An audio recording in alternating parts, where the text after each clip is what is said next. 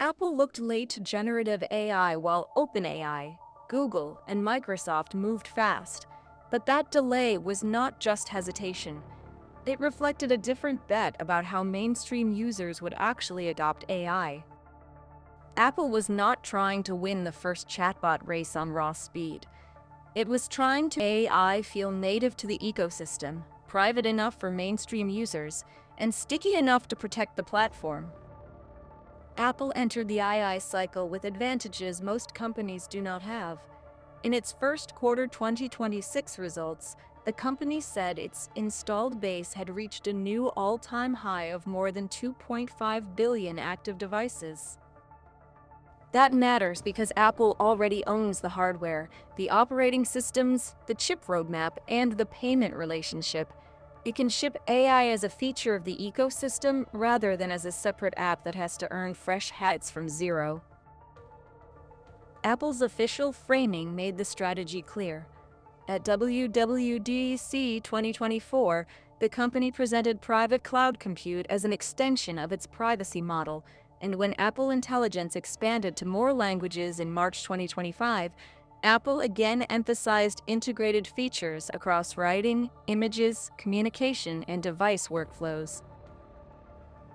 That is a very different posture from shipping one universal chat surface and asking users to live inside it.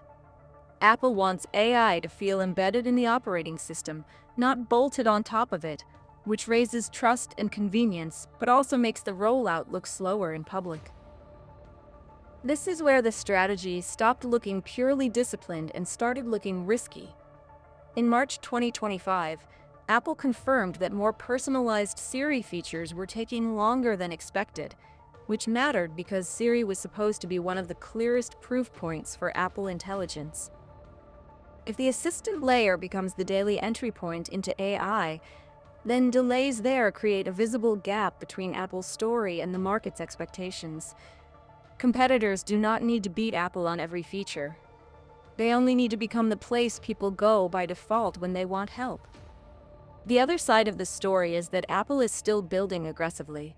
In June 2025, Apple said it was giving developers access to the on-device foundation model behind Apple Intelligence, which extends the strategy beyond Apple's own apps and into the ecosystem.